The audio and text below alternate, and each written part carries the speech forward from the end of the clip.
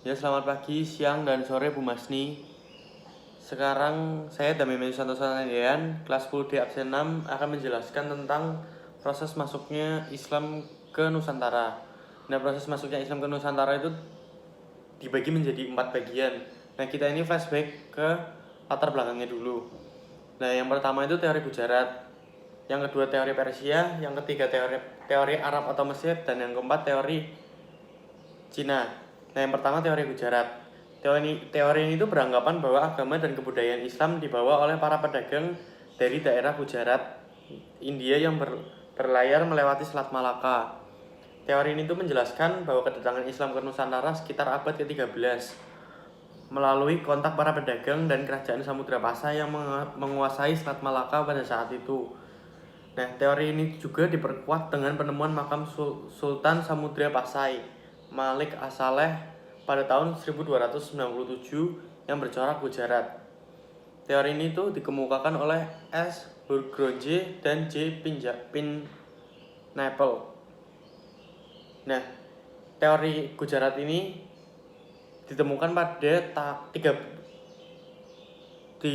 pada abad ke-13 sebelum Masehi.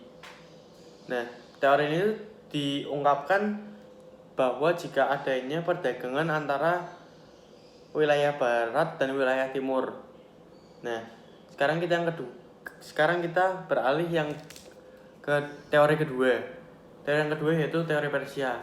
Teori Persia ini dikemukakan oleh Umar Amir Hussein dan Hossein Jajiningrat yang berpendapat bahwa Islam masuk ke Nusantara melalui para pedagang yang berasal dari Persia, bukan dari Gujarat.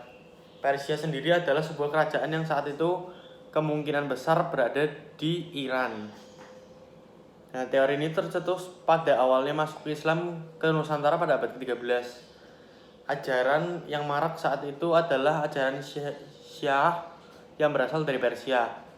Selain itu, adanya beberapa kesamaan tradisi Indonesia dengan Persia dianggap sebagai salah satu penguat. Nah, contoh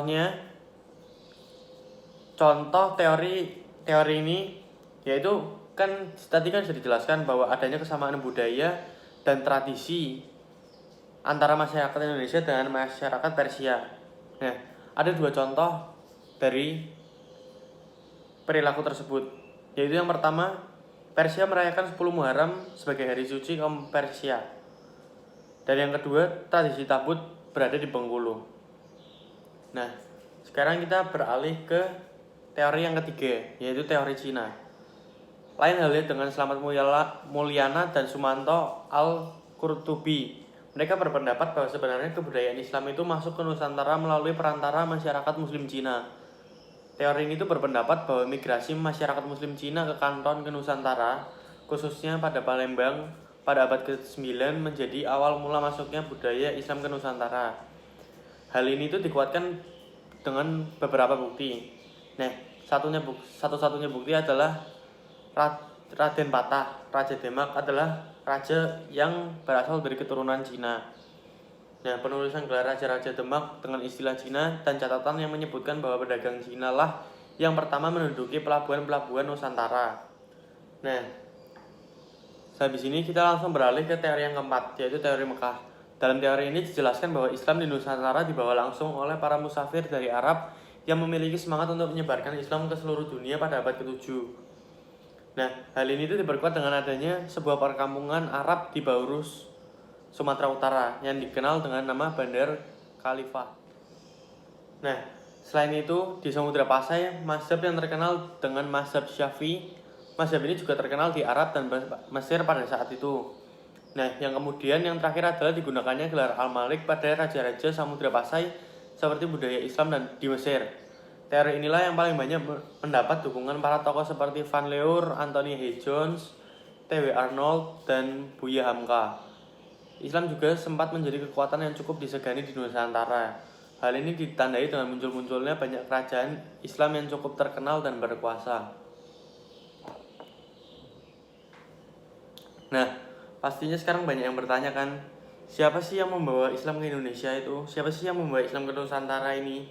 Nah, sebenarnya itu ada banyak, tapi saya akan menjelaskan beberapa tokoh-tokohnya. Salah satunya Sunan Gresik yang pertama.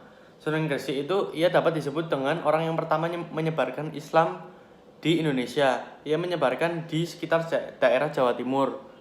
Nah, yang kedua itu ada Sultan Ampel. Nah, Sultan ini tuh menyebarkan agama Islam sendiri di Kota Ampel, Boyolali, Jawa Timur. Nah, Sultan ini juga menjadi salah satu perancang masjid di Demak. Nah, yang ketiga itu ada Sultan Bonang. Sultan Bonang ini menyebarkan agama Islam di Lasem, Rembang, di Jawa Timur, dan masih banyak lagi daerah yang lain. Nah, ada juga yang ketiga Sunan Derajat. Sunan Derajat ini tuh menyebarkan agama Islam di Surabaya, Jawa Timur lagi sama kayak Sultan Gresik. Nah, Sultan Derajat ini tuh punya sebutan yang disebut dengan Sultan yang berjiwa sosial. Kenapa dia bisa dibilang jiwa sosial? Dia itu orangnya sangat baik, sangat ramah, dan dia juga mempunyai sangat banyak sekali teman-teman. Nah, ada juga Sultan Kalijaga yang berada di Jateng.